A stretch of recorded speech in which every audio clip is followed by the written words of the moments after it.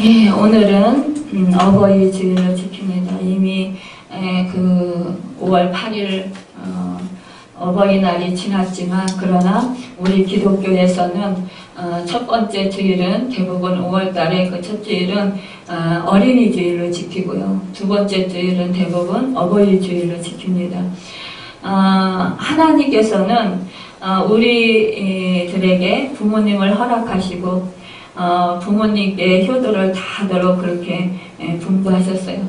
하나님께서 최초의 이 땅에 이제 그 에덴 동산을 창설하시고 그리고 그 모든 것을 다 우리 인간을 위해서 예비하시고 그리고 준비하셨습니다. 그리고 우리 인간에게 그 최초의 그런 가정을 허락하셨어요. 우리 그 하나님께서는 우리 인간이 독처하는 것, 혼자 사는 것이 좋지 않다.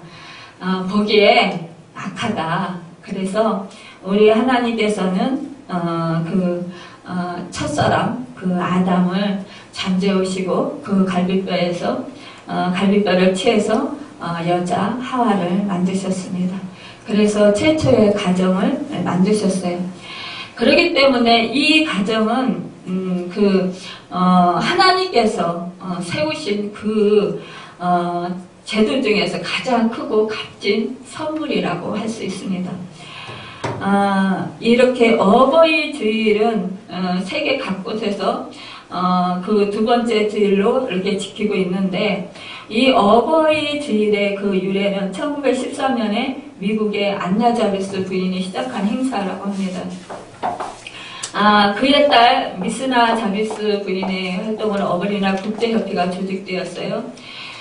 어머니날 그 카네이션을 달게 된 것은 그 필라델피아 교회의 한 어린이가 어머니가 돌아가신 날에 생전에 어머니가 좋아하시던 그 카네이션 꽃 한 아름을 교회에 가지고 와서 어머니를 추모한 데서 시작되었다고 합니다. 그 후 이제 어머니가 살아계신 자녀는 빨간 카네이션을 다루게 되었고요. 가슴에 달아드리게 되었고, 어머니가 돌아가신 자녀는 어머니 자기의 그런 가슴에 그 하얀색 그 카네이션을 달고 그날을 축하하는 그런 풍습을 가지게 되었다고 합니다.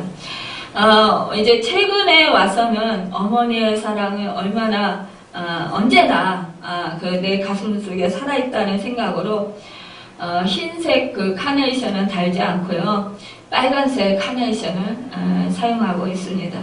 그런데 어저께 우리 장로님하고 정말 우리 그동안에 부활절 전에 하얀 난, 작년에 하얀 난을 하나님께 올려드리고 싶었었어요. 그런데 하얀 난이 없고요. 또 비싸더라고요, 굉장히. 그리고 이렇게 구색을 맞추려니까 잘 작년에 이루어지지 않았어요. 그래서 제가 기도를 했었습니다. 하나님, 제가 내년에는 하얀 난을 부활절에 꼭 올려드리고 싶습니다. 정말 예쁜 그런 하얀 난을 올려드릴 수 있도록 그렇게 하나님께서 보시기에 아름다운 그런 하얀 난을 드릴 수 있도록 하나님 인도해 주세요. 이렇게 기도를 드렸었는데, 이번에 우연찮게 이렇게 하얀 난을 올려드리게 됐는데요. 근데 제가 생각했던 것보다 그렇게 풍성하지가 못했고, 또 하얀 난을 보면서 저는 좀 풍성하고 좀 이렇게 좀 생동감 있는 그런 하얀 난을 올려드리고 싶었는데 좀 그렇지 못한 것이 조금 아쉬웠어요. 그래도 어쨌든 하나님 뜻인가 보다. 그래서 그렇게 하얀 난을 지났는데, 이제 그 하얀 난이 거의 져가고 있었어요. 그래서 이제 장로님이 꽃이 이렇게 치들어가고 있으니까 꽃 바꿔야 되지 않냐고. 그래서 이제 어저께 오늘 5월 8일 8일은 지났지만 어버이 주일을 섬기면서 우리 하나님 아버지께 정말 좋은 꽃을, 생생한 꽃을 좀 올려드리면 좋겠다라는 생각을 하게 되었습니다. 그래서 어저께 이제 하원에 다녀왔는데요. 그 어떤 꽃을 하나님 좋아하셔요? 그러면서 속으로 기도하면서 했는데 그 안시름을 그 꽃이 요즘에는 많이 이게 없더라고요. 그래서 안시름하고 이 난이 있는데 노란색도 있는데요. 노란색을 할까 했는데 너무 또 많이 폈어요. 그거는. 그래서 시간이 조금 지나면 질 것 같아서 그냥 이 색깔로 했습니다. 하나님이 어찌됐든 간에 저희들의 저희 정성을 보시고 기뻐 받으실 줄 믿고 하나님께 감사를 드립니다. 그래서 우리 부모님에게 카네이션을 드리신 분도 있고 못 드리신 분도 있으시겠지만 그거야 하나님은 마음 중심을 보시고 계시는 분이시니까 그 마음 속에 그 어떠한 그 생각을 품고 있고 어떠한 그런 부모에 대한 그런 애절한 마음, 사랑하는 마음, 또 보고 싶은 마음, 고마운 마음, 멀리 떨어져서 이렇게 정말 못 찾아뵙는 그런 그 마음 가운데 아픔이 있고 오히려 정말 이 어버이질 어머니 그 5월 8일 어버이날 이럴 때는 그 부모하고 멀리 떨어져서 찾아뵈려도 비울 수 없는 또 천국에 가신 그런 부모님이 있는 분들도 있고 이럴 때 더 그 어머니와 함께 했던 시간 그 시간이 그립고 또 그 어머니가 생전에 해주셨던 그 사랑 그 사랑을 생각할 때 참 가슴이 메어지면서 또 감사함으로 그렇게 지내신 분들도 있을 것입니다. 또한 그 병중에 계셔서 정말 안타까운 마음으로 그렇게 또 그 어버이날을 보내시고 기도하시면서 하나님께 또 이렇게 마음으로 그 맡기는 그런 시간을 보내신 분도 있었을 거예요. 우리는 참으로 이렇게 하나님께서 이 날을 허락하신 것은 사실상 우리가 그날만큼이라도 하나님을 생각하고 또한 그 하나님께서 주신 그 부모에게 감사하고 또 그 부모를 께서 이제 그 베풀어 주시고 그동안에 정말 우리를 사랑해 주시고 또 우리를 이제 낳아주신 그 은혜를 생각하도록 그렇게 하나님께서 이 날은 또 그 지정해 주신 걸로 그렇게 생각을 할 수가 있겠습니다. 우리는 참으로 오늘 제 말씀 제목을 부모와 자녀의 의무라는 그런 제목을 이렇게 정해 봤습니다. 사실상 우리는 어버이날 그러면 물론 어머니, 아버지를 생각하게 됩니다. 그런데 또한 부모 또한 그 자식에 대한 올바른 그런 그 가치관과 또한 올바른 그런 그 삶을 살고 올바른 그런 본을 보일 때 그 가정이 온전한 그 사랑으로 정말 아름다운 그런 가정을 이루게 될 것입니다. 미스터 데이오리 124문에 보면은요, 부모를 다음과 같이 해석을 했어요. 아버지와 어머니의 뜻을 비단 친부모뿐만 아니라 연령에 있어서나 은사에 있어서나 모든 윗사람을 말하고요. 또 특히 하나님의 법령에 의하여 된 가족, 교회와 또 나라에 있어서 권위로 위에 있는 그 사람들을 말한다는 것입니다. 또한 그 사무엘상 24장 12절에 보면 다윗이 그 나라의 통치자인 사울에게 내 아버지여라고 했어요. 또 그 열왕기하 5장 13절에 보면은 나아만의 몸뚱이 나아만 그 부인에게 또 그 나아만에게 내 아버지여라고 했습니다. 히브리인들은요 모든 권위를 아버지로 생각하는 그런 의식이 있었습니다. 그래서 자기 부모뿐 아니라 조상 전체를 가리키고 또 국가에 있어서는 관원들, 지도자를 그렇게 가리킵니다. 그리고 또한 학교에서는 그 스승이나 또 교회에서는 선지자나 성직자, 또 직장에서는 이제 사업주, 또 이제 그 연륜에 있어서는 노인에 대해서 윗사람 연장자를 그렇게 가리키기도 합니다. 열왕기하 2장 12절에 보면은 엘리사가 승천하는 자기 신앙인, 그 신앙의 스승인 엘리야를 보고 이제 하늘로 올려갈 때 내 아버지여 라고 이렇게 불렀어요. 또한 바울은 갈라디아 교회 성도들을 나의 자녀들아 라고 부른 것을 볼 수가 있습니다.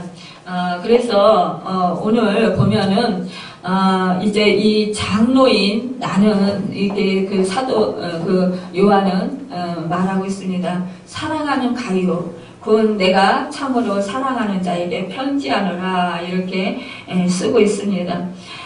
이것은 이제 사도 요한이 그가 목자로서 정말 그 성도에게 이렇게 편지하는 것을 볼 수가 있습니다. 이것을 볼 때에 정말 그 사랑하는 이 성도에게 이렇게 자기의 그런 그 마음을 전하고 있는 것을 볼 수가 있어요. 우리 목회자는 우리 성도들에게 정말 그 사도 요한이 이렇게 정말 그 생각하고 있는 것처럼 또 말하고 있는 것처럼 사랑하는 자야 내 영혼이 잘된 같이 내가 범사에 잘되고 강건하기를 내가 강구한다. 이 말씀을 정말 이렇게 꼽을 수 있을 것입니다. 또한 이것이 바로 그 목회자의 본분일 것입니다. 또한 그 부모의 마음일 것입니다. 부모는 그 자녀가 정말 잘 되기를 원합니다. 이 성 어거스틴의 어머니 모니카는요, 눈물의 어머니라고 불렸어요. 이 어거스틴은 30세가 될 때까지도 정신을 차리지 못하고 정말 방탕한 생활을 했습니다. 그리고 주색에 빠져 있었습니다. 타락할 대로 타락해 있었습니다. 그럼에도 불구하고 이 모니카, 그 어거스틴의 어머니는 정말 이 아들이 다시 돌아와서 하나님 품에 안길 것을 소망하면서 이 영혼이 구원을 얻을 것을 염원하면서 정말 눈물에 그 하나님께 기도를 드렸던 것을 볼 수가 있어요. 눈물에 하나님께 호소를 했고 정말 그 눈물로 그 아들을 위해서 무릎 꿇고 그 기도했던 것을 볼 수가 있습니다. 그럴 때 그는 정말 다시 그 하나님 품으로 돌아오게 되었고 결국 그는 위대한 그런 학자가 되었습니다. 여러분, 우리 부모는 자식이 잘 되기를 간절히 소망합니다. 나 자신보다도 자식이 잘 되는 것을 더 정말 기뻐하고 또 기대합니다. 이 자식을 하나님께서 주셨는데 이 청지기로 맡겨주셨는데 이 자식을 정말 나보다는 낮게 키워야 된다는 이 세상 속에서 살아가면서 내가 살아온 것보다는 행복하게, 내가 살아온 것보다는 건강하게, 내가 살아온 것보다는 더 지혜롭고 더 세상 속에서 영향력을 끼치는 그런 선한 영향력을 끼치는 사람으로 그렇게 모든 사람들에게 칭찬받고 사랑받는 그런 사람으로 키우고 싶어 합니다. 또 그것을 소망합니다. 우리 예수님께서는 키가 자람에 따라 지혜가 자라고 또 하나님에게나 사람에게나 더욱더 사랑을 받으셨다고 했습니다. 사랑스러워 가더라 라고 말씀하고 있습니다.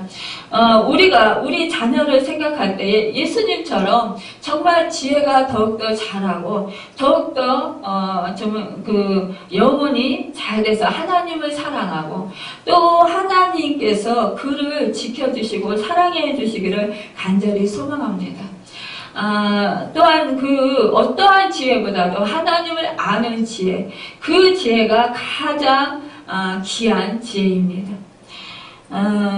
이러한 부모의 마음을 알면은 이 자식은 효자가 될 수 있을 것입니다. 효자는 부모의 자랑이요, 그 면류관입니다.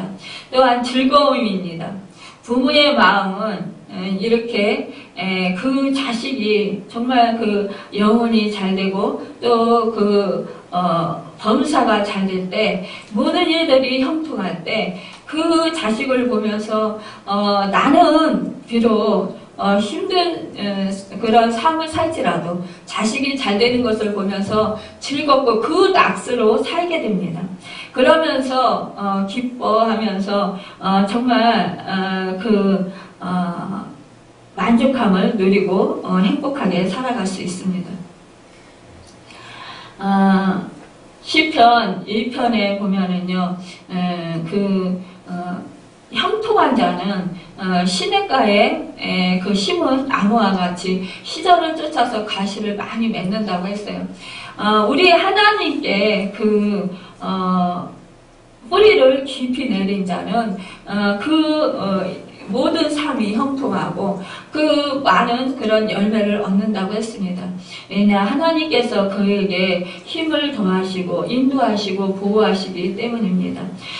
또한 지혜를 주시고 성령을 주셔서 그의 삶을 복되게 해주시기 때문입니다. 또한 그 영혼이 잘 되게 해주십니다. 여러분, 영혼이 잘 돼야 평안함이 있습니다.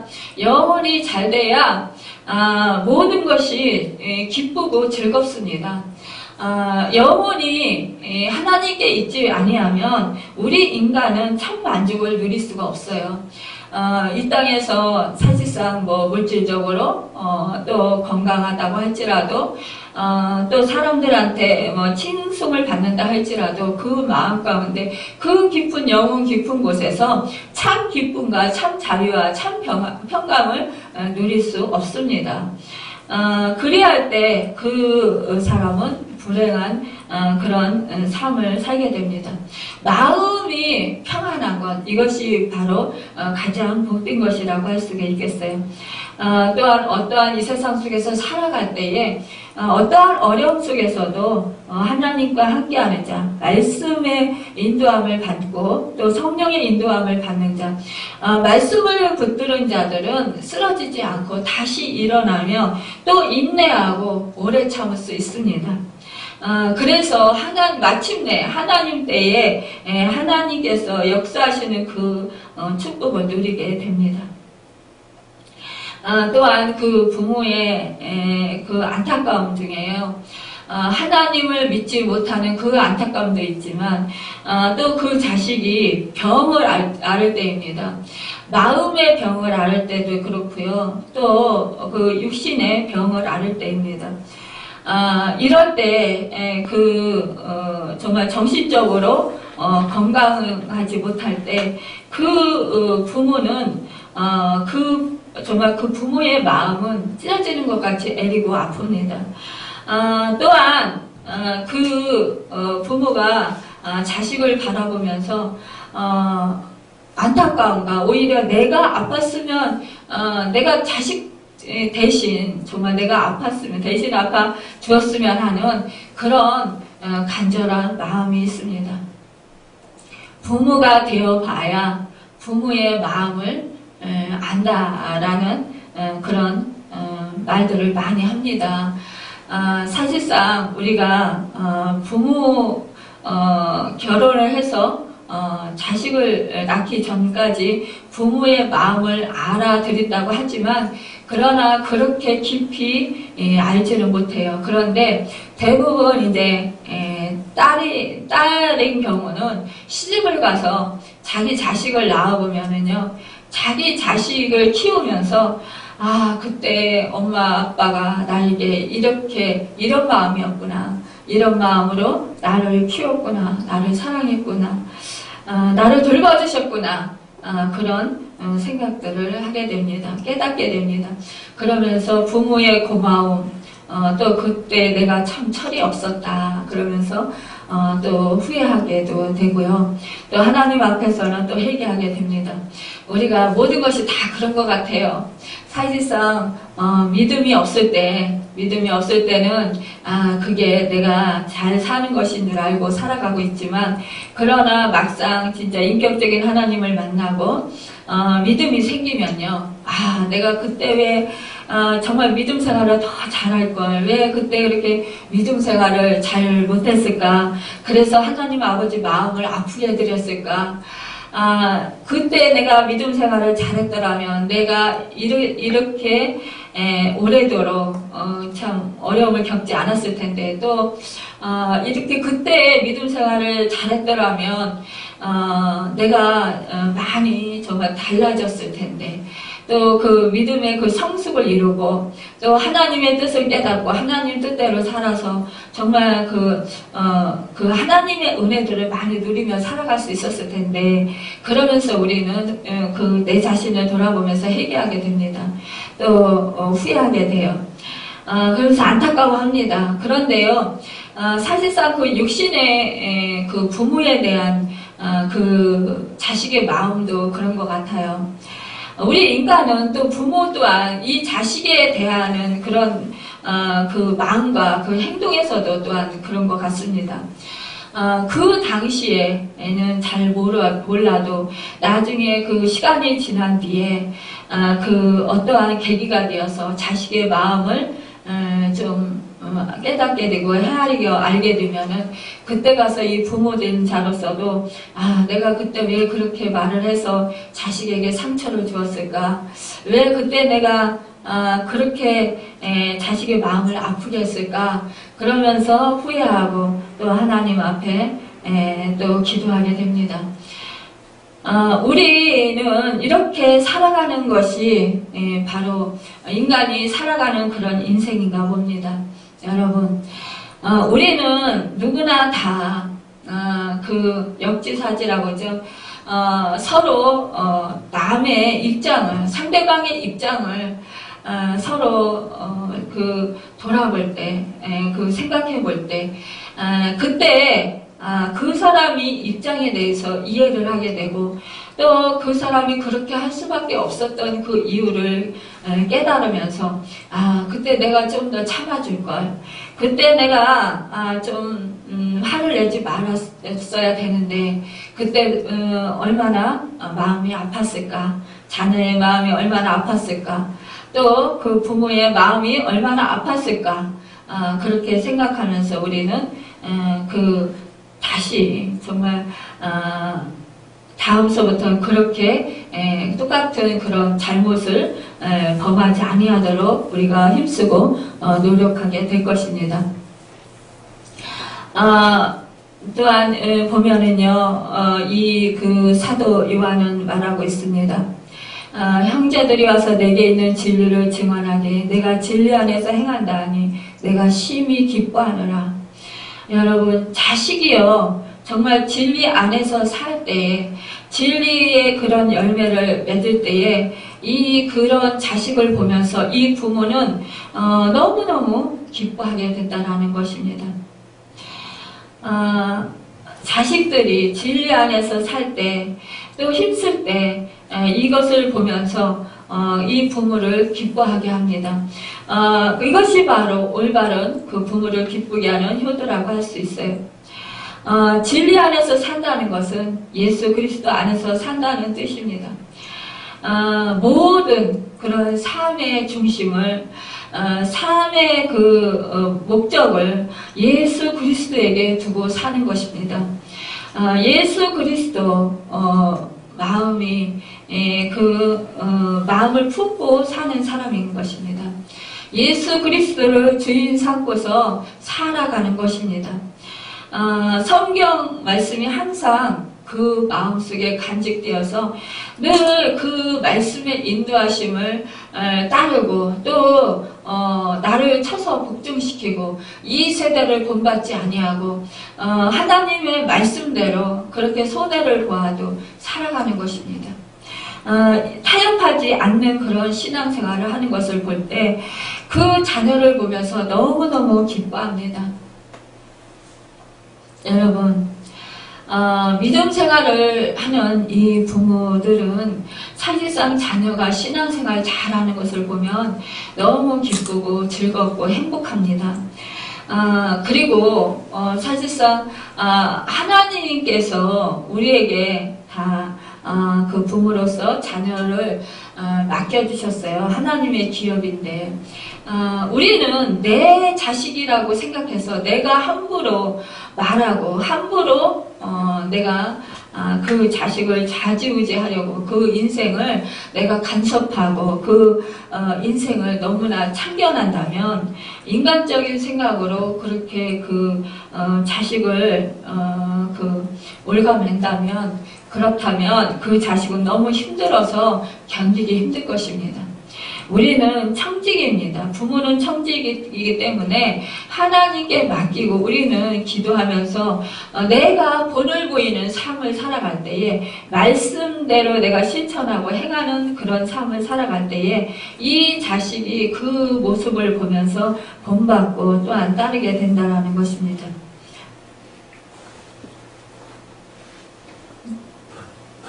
여러분,